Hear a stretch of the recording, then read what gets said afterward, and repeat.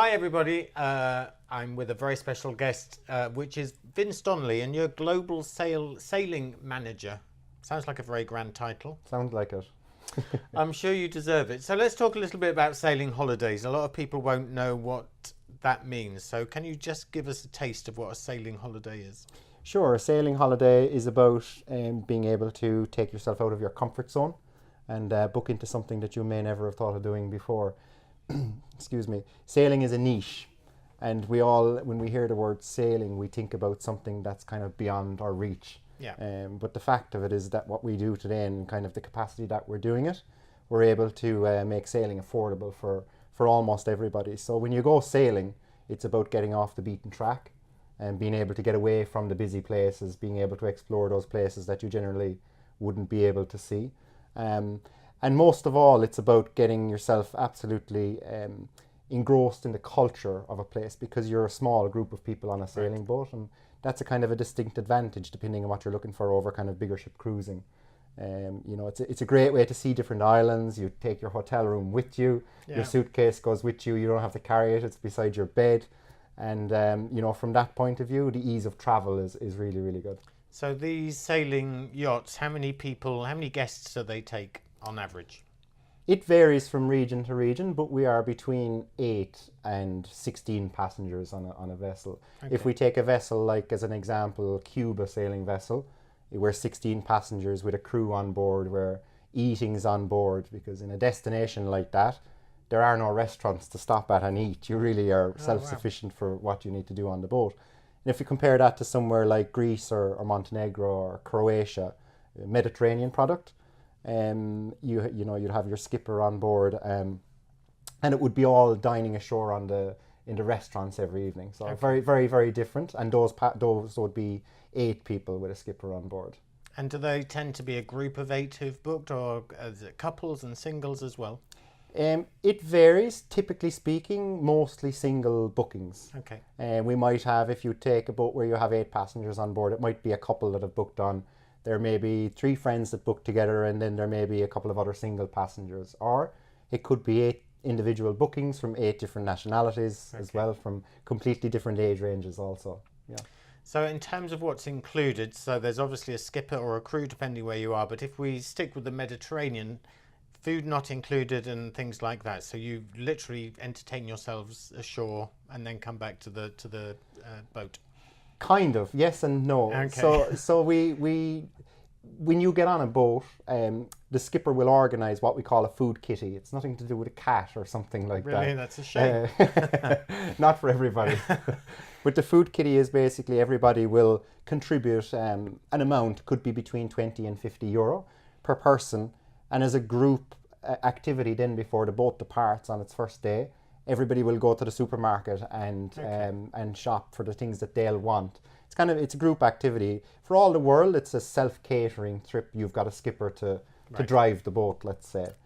So that kitty will include lunches and breakfasts. And generally the dining will be ashore. But the skipper or the crew, whichever the case may be, will take you to the local restaurant or taverna, and bring you around to the local places. So you're never kind of just left to get off the boat and do your own thing. You can, of course, and we find that couples often like to be able to have that flexibility of where they want to spend the evening themselves. Yeah. And the guides or the skippers will tell them what to do and where to go.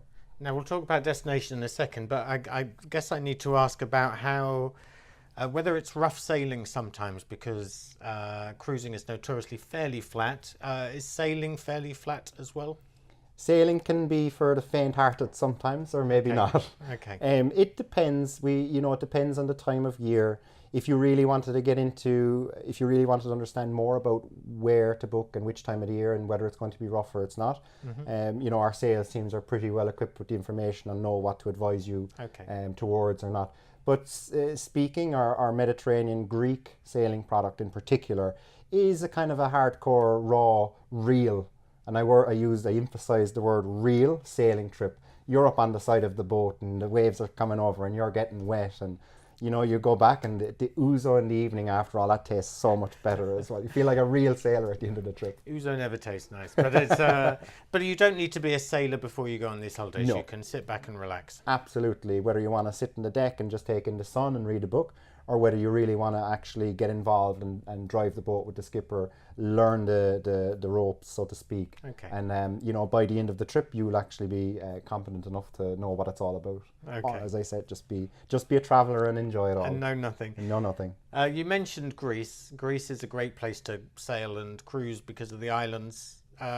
Where are your main itineraries? Where do you mainly focus in Greece? So we offer 3 different start and finish points in Greece. We offer a start and a finish in Athens, Mykonos and Santorini. Oh, right. And then on top of that, we do 10-day trips out of Santorini. And we now start for the first time this year, this season coming, 10-day trips out of Mykonos. So, you know, you have the option to do Athens, Mykonos to Santorini. Okay. Or you can do the whole lot together as a combo. So anything from 1 week, 3-week tours in Greece, particularly in Greece, yeah. And Greece is beautiful. Greece is beautiful. It's Poliorea, very beautiful. Yeah, really nice. You also feature Croatia and that whole coastline. What's that experience like? The Dalmatian experience is pretty nice. If you like fish, it's a great place to go. You know, the cuisine, like Greece, the cuisine is one of the big things that we offer to our travellers, because we immerse in the small little local restaurants. Some places we don't even go to restaurants, we go to local houses. Oh, really? We go to people's homes and we have dinner in their homes, you know, a homestay dinner kind of a thing. It's really unique and off the track, but you really get to experience that local cuisine and from a local's point of view, and not another tourist, let's say, that's popping along there. And along that coastline, do you have a favourite place? I have a favourite place called Miet myself personally. I've got the fortunate job of knowing all the places that we sail to.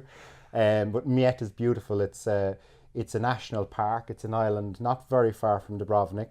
But it's got this beautiful national park with beautiful waterfalls, and you can go kayaking in the lake. And particularly for people that are into hiking and walking, that island is magic for that. Yeah. And presumably you're off the beaten track, so there's not many other tourists around. Correct. Our priority always is to bring people away from the busy bustle of life. Right. That's what sailing is about. Sailing is about being able to leave it all behind. Sometimes you don't have any internet connection or your phone doesn't work. It doesn't suit everybody. But if you take the likes of Cuba, you can forget that your phone will work, and you can forget that you'll have internet. You can even forget that you might see another human being outside of the whole trip, or outside of the passengers that you have on the boat for the entire week. That's how desolate it is. Would you bring that to the Mediterranean product like Croatia? It tends to be a little bit more along the busier kind of routes, but we try to get off of that as much as we can. And before we leave the Med, the season is normal Med summer season? Beginning of May to the beginning of November almost, actually. Yeah. Okay, yeah. So quite a nice long season. Yeah. You mentioned Cuba. Cuba is now beginning to open up to the cruise industry, so presumably still very few tourists make it out there. So a big destination for G Adventures. Quite a big destination for G Adventures, and quite a challenge for G Adventures, let me add. We started Cuba sailing 3 years ago, so we were kind of the first in there and getting together this type of a product. And of course it was very unknown. So we sail out of the mainland and we sail down to the Caneros Archipelago, which is 80 miles out of the mainland of Cuba. Okay. So you really get to go off the beaten track. You know, how I would sell this to you is, you've got to imagine getting off the boat at 6:30 or 7 o'clock in the morning and walking, you know, asking the skipper, and this is the flexibility of these tours. Ask the skipper to bring you ashore in the morning at 6:30 or 7 o'clock. You can walk alone on that beach. You know, you will be the only person with footprints on that beach. There won't be another person for 100 miles. To just be able to experience that is really incredible. Yeah. And is it a mainly beach destination, Cuba, or do you visit some of the towns and bigger places as well? We have a couple of stops along the way where we visit some kind of like gypsy village isn't the right word, but kind of caretakers of national parks and things like that. And we're the only people that they see coming, so they get incredibly excited when they see us coming. And they'll try and barter and trade with us. You know, maybe they want a mask today because they lost their mask, and they really rely on fishing for themselves to be able to survive. So when we bring our travellers with their nice things along, these guys are coming out like saying, what have these guys got for me today? And in return, they'll give us a pie that they've cooked, a fish pie or something like this. Yeah, it's quite a unique experience. And does it feel like Caribbean Cuba, or is it a completely different atmosphere? It's the Caribbean if you take out the music and the cocktail life. It's pretty much it pretty much looks exactly like it without all the people. And Havana is a must-see, presumably, if you're going to Cuba. Absolutely, 100%. Yeah, we start the tour in Havana, and we transfer down to the boat, and we leave the people back again in Havana. So there's an opportunity to add on hotel nights at the beginning or the end of the stay to experience Havana as well. Okay, so very quickly, I know we're out of time, but very quickly, some of the other destinations you feature. Where else are you? So at the moment we have Montenegro also, which we opened this year, which is a very exciting program. We have Thailand sailing program. We're just about to launch our Sri Lanka sailing program, and we launched a Bali sailing program in June as well. Oh, wow. And we're working on many, many more. And where are you in Thailand? We operate out of Phuket. Okay. Yeah. And Thailand's an interesting one again because Thailand has 20, 30, 40 million tourists a year, I think it is, or something like this, where it's very hard to get off the beaten track. Yeah. So I personally went down there myself a few months back to change the tour to be able to get away from the hot spots, and we've perfected it now. Again, you have the busy nights where you can see a lot of people, and then the next night you're away off the beaten track completely as well. You have a tough job. I have. And more details from G Adventures, obviously, on the whole program. Yeah. Thank you very much for joining us. Thank you very much.